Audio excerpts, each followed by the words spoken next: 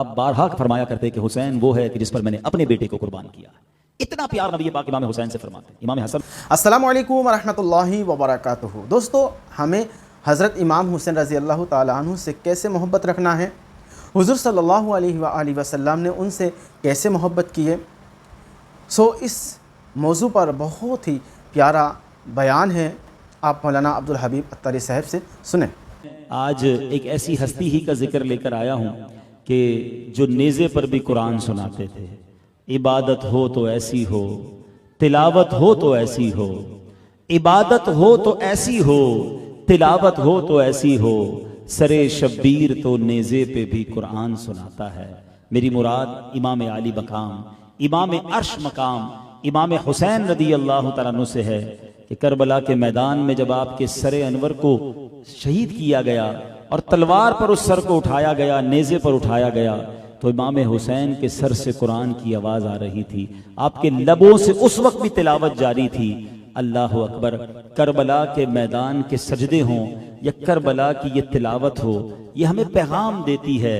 हम सब कहते हैं कि हम पंजतन के ग़ुलाम हैं, हम सब मुहर्रम में इमाम हुसैन की नियाज बनाते हैं, खाते हैं, अच्छी बात है, उनका जिक्र होना चाहिए, उनसे मोहब्बत का इजहार होना चाहिए, मगर उनके नक्शे कदम पर भी तो चलना चाहिए ना। वो तलवारों के साए में नमाज न छोड़ें और हम एयर कंडीशन कमरों में बैठकर नमाज छोड़ दें।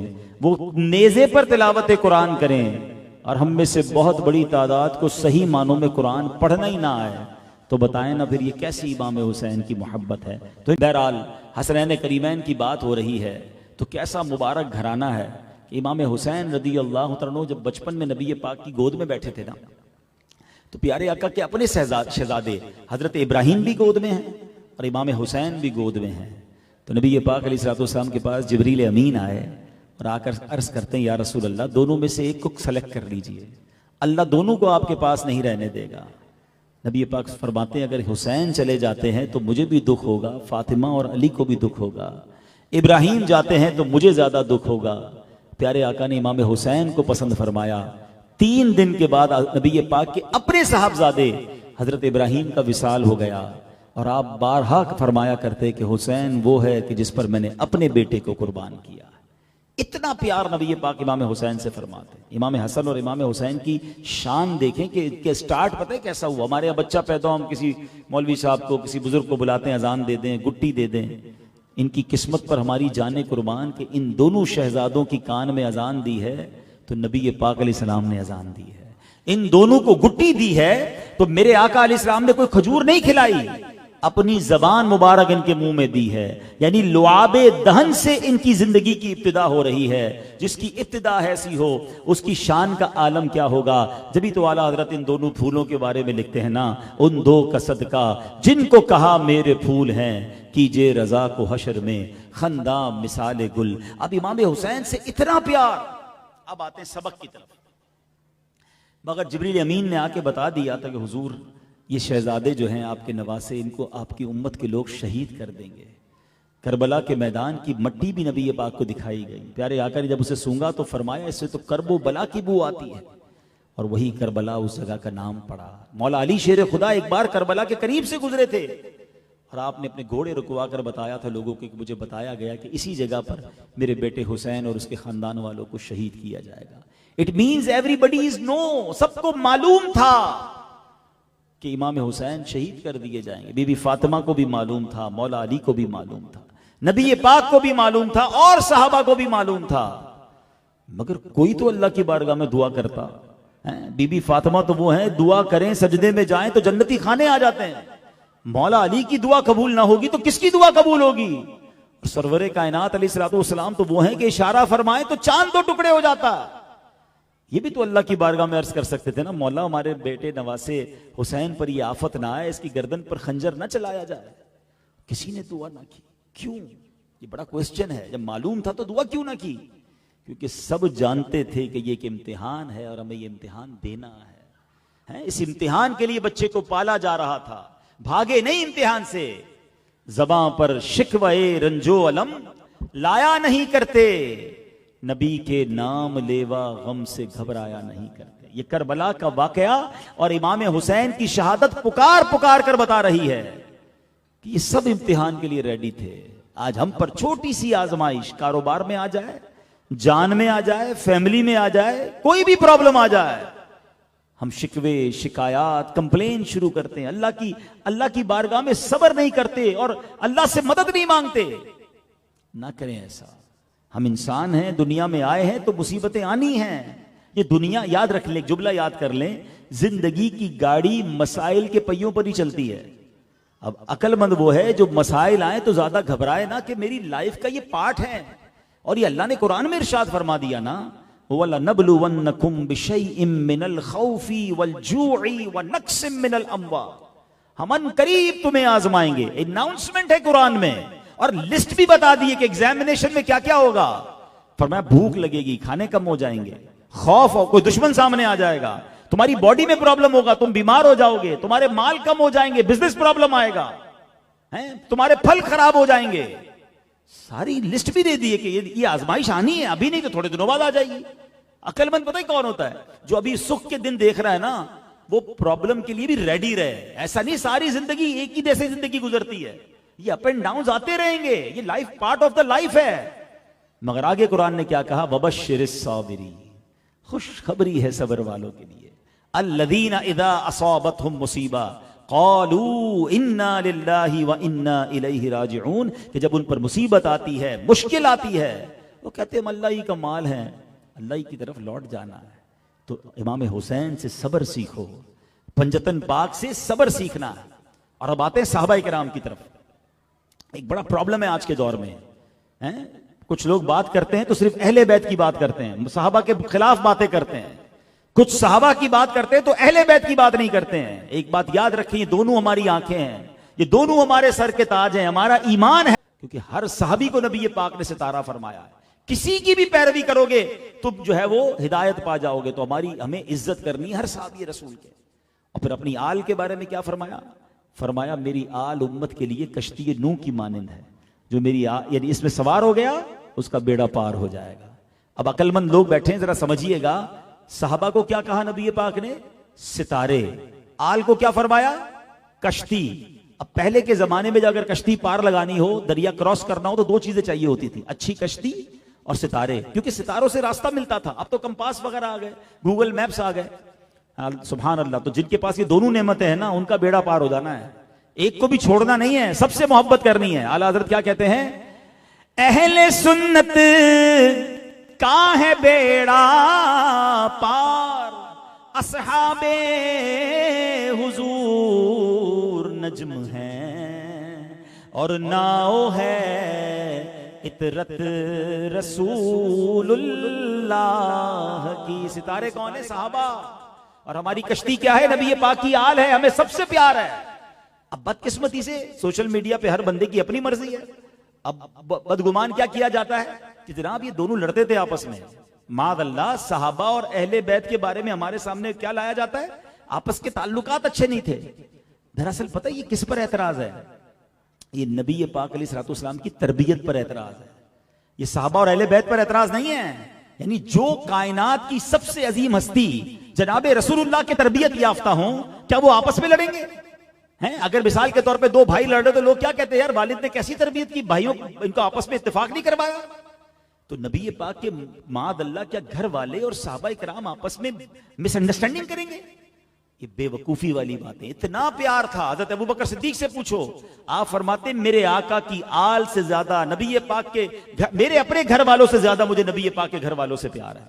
और हाँ, ये ईमान का तकाजा भी है, याद रखिएगा। अहदीस में मजमून मिलता है कि कामिल मोमिन वो है जो अपने बच्चों से ज्यादा मेरे आका के बच्चों से प्यार करे, अपने घर वालों से ज्यादा नबी पाक के घर वालों से मोहब्बत करे और उनकी ताजीम करे। ये जरूरी है हमारे ईमान के लिए। और यही हजरत अबू बकर सिद्दीक का अकीदा था। एक मौके पर कमाल का वाकया हुआ। हजरत उमर रदी अल्लाह, सुनिएगा बस, फिर मैं अपने बयान को इंशाल्लाह कंक्लूड करता हूं। हजरत उमर रदी अल्लाह तआला ने क्या किया? मुसलमानों को जाहिर है कि वो मिलते थे, माले गनीमत मिलता था जंग के बाद। तो अब क्या हुआ कि एक बार जब माले गनीमत हुआ तो हजरत उमर फारूक रदी अल्लाह तआला अन्हु ने माल का ढेर लगा हुआ था और अब गनीमत तकसीम करनी थी। तो इमाम हसन रदी अल्लाह तआला अन्हु हाजिर हुए और कहते हैं अमीरुल मोमिनीन, अल्लाह ने जो आपको माल अता किया, हमारा हिस्सा दे दें। आपने बड़ी इज्जत से, बड़ी ताजीम से इमाम हसन रदी अल्लाह तआला को 1000 दिरहम पेश किए। इमाम हुसैन तशरीफ लाए, ए अमीरुल मोमिनीन, आज मुसलमानों को माले गनीमत मिला है तो मुझे मेरा हिस्सा दे दीजिए। आपने बड़ी ताजीम, बड़ी रिस्पेक्ट से उनको भी 1000 दिरहम दे दिए। अब हजरत उमर के अपने बेटे खड़े हो गए, हजरत उमर बिन अब्दुल अजीज, कहते हैं अब्दुल्लाह इब्न उमर, हजरत अब्दुल्लाह इब्न उमर कहते हैं कि बाबा जान मुझे भी मेरा हिस्सा दीजिए। तो हजरत उमर ने उनको बड़ी इज्जत और प्यार से 500 दिरहम पेश किए। कहते हैं बाबा जान, इमाम हसन और इमाम हुसैन आए, आपने उनको 1000 दिए, मुझे 500 दिए, हालांकि तो मैं तो उस वक्त से जिहाद कर रहा हूं जब तक छोटे छोटे थे, नबी ये पाक के साथ मैंने गजवात में शिरकत की है, और आज आपने जब गजवे के माले गनीमत में तकसीम किया, मुझे आधे, इनको 1000। अल्लाह अकबर। हजरत उमर का फरमान सुनिए, आप फरमाते बेटा तुम कहते हो कि मैं हुसैन और हसन के बराबर तुम्हें हिस्सा दूं, तो जाओ पहले ऐसा करो कि इनके जैसा बाप ले आओ, इनकी जैसी वालिदा ले आओ, इनके जैसे नाना ले आओ, इनकी जैसी नानी, इनके चचा जैसा चचा, इनके मामू जैसा मामू और इनकी खाला जैसी खाला ले आओ।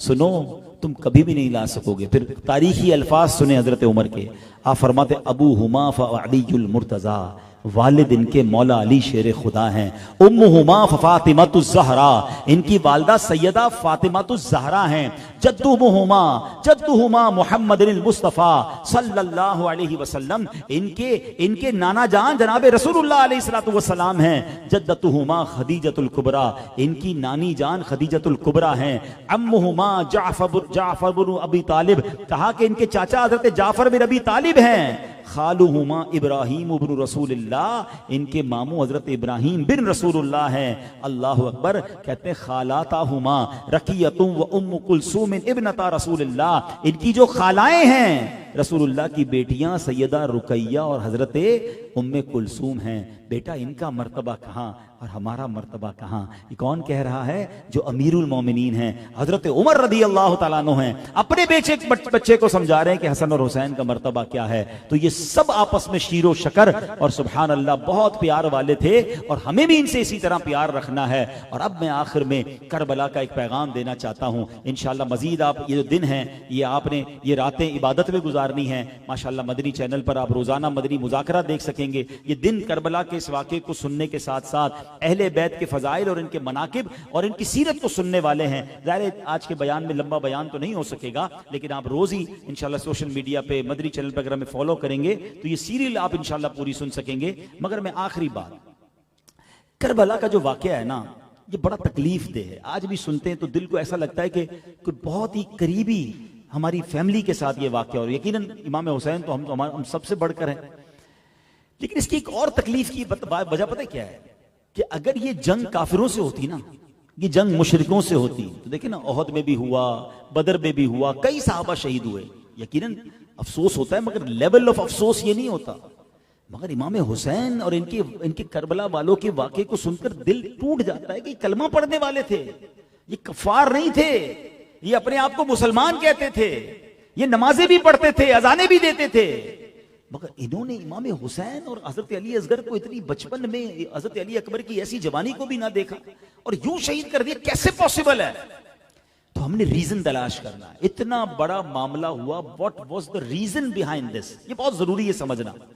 करबला के वाक़े का जो रीजन है ना, वो ये है, हालांकि इमाम हुसैन ने आशूरा के दिन 10 मुहर्रम को इनके सामने खड़े होकर इनको चेहरा दिखाया, इनको समझाया कि लोगों मत करो ऐसा, तुम मारे जाओगे, तुम्हें पता नहीं मैं कौन हूं, नबी ये पाक की गोद में बड़ा हुआ हूं, प्यारे आका फरमाते मैं जन्नती नौजवानों का सरदार हूं, प्यारे आका मुझे चूमा करते, तुम कयामत के दिन जवाब क्या दोगे? इमाम हुसैन ने सारी कोशिश की उनको समझाने की, मगर वो कहते हैं ना, जिसकी आंखों के सामने पर्दा आ जाए, उनको कुछ नजर नहीं आया और उन्होंने ये बेदर्दी की।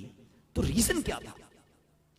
रीजन ये था कि यजीद और उसके लोगों ने जो करबला में यजीदी लश्कर भेजा गया था, उनको लालच दी थी। किसी को ईरान का गवर्नर बनाना था, किसी को पैसे देने थे, किसी को जाहो जलाल देना था।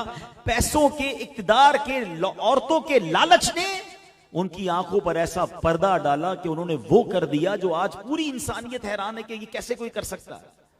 अच्छा, मैं अब आपको आज की एग्जाम्पल के जरिए समझाता हूं। आज भी ऐसे जुर्म हो रहे हैं कि हम सुनते हैं तो हमारा दिमाग से जवाब ये आता है कि इंसान तो नहीं कर सकता। क्या आप नहीं पढ़ते अखबार में 3 साल की बच्ची के साथ क्या हो गया, 4 साल के बच्चे के साथ क्या हो गया? थोड़े दिनों पहले हमने पढ़ा अखबार में, एक दोस्त ने दूसरे दोस्त को आग में डालकर गाड़ी में जला दिया, ये बच्चे ने मां को मार दिया। क्या ये वाकयात आप नहीं पढ़ते? अच्छा पढ़ते ही आप क्या कहते हैं? इंसान नहीं हो सकता। इंसान था हजरत, मुसलमान कहलाने वाला था, कलमा भी पढ़ता था, फिर क्या हुआ? देखो बीमारी नहीं पकड़ोगे तो हम नहीं बचेंगे। बीमारी ये है, प्रॉब्लम ये है कि जब बंदा शैतान की बात मानने में, गुनाहों में, बेहयाई में, नशे में, शराब में, बुरे कामों में पड़ता है तो एक वक्त आता है कि उसका दिल शैतान की मुट्ठी में आ जाता है। अब शैतान उससे वो काम करवाता है जिसका तसव्वुर भी नहीं किया जा सकता। मेरे मुंह पे वो बातें नहीं आ रही हैं जो समझदार लोग समझ रहे होंगे कि ये रोज के वाकये आते हैं, हर थोड़े दिनों बाद आप सुनते हैं। लेकिन ये कैसे हो रहा है? ये आज भी हो रहा है, ये करबला के मैदान में भी हुआ था। हम सब ने एक बात से डरते रहना है, अपने आप पर सेटिस्फाई ना हो जाए कि मैं पक्का जन्नती है, मैं तो नहीं कर सकता कोई गलत काम। जनाब शैतान ने वलियों को भी बहका दिया है। हमें अल्लाह से पनाह मांगनी है और शैतानी कामों से बचना है, बुरी सोबतों से बचना है। हदीस पाक का खुलासा है, जब बंदा एक गुनाह करता है उसके दिल पर एक काला नुक्ता हो जाता है, दूसरा करता है फिर काला नुक्ता हो जाता है, मुसलसल गुनाह करता रहता है, पूरा दिल ही सिया हो जाता है और फिर उस पर कोई हिदायत की बात असर नहीं करती। गुनाह हो जाए फौरन तौबा करें, गुनाह हो जाए फिर नेकी करें, अच्छे माहौल में रहें, नमाजों की पाबंदी करें, वरना कहीं ऐसा ना हो कि ये बुरी संगतें, बुरी महफिलें हमसे या हमारे बच्चों से कोई ऐसा काम करवा दें कि हम दुनिया को मुंह दिखाने जैसे ना रहे। अरे दुनिया तो बात की बात है, अल्लाह की बारगाह में कैसे पेश होंगे? और ऐसे वाकयात हो रहे हैं, माँ बाप हैरान हो जाते हैं कि मेरे बच्चे ने ये कर दिया। तुमने बच्चे को देखा कब था? उस पर तवज्जो कब दी थी? वो कहां जाता है, कहां आता है, रातें कहां गुजर रही हैं, पैसे कहां खर्च हो रहे हैं, नोबडी केयर्स। मगर याद रखिए एक वक्त आता है, एक लिमिट है गुनाह बुराइयों की, कि उसके बाद वो गुनाह शैतान करवाता है कि इंसान तसव्वुर भी नहीं कर सकता। और हमारे सामने ये वाकयात हो रहे हैं। और यही रीजन था कि पैसे के लालच ने, इक़्तिदार के लालच ने, यजीदियों ने वो काम कर दिया कि कयामत तक उन पर लानत बरस रही है।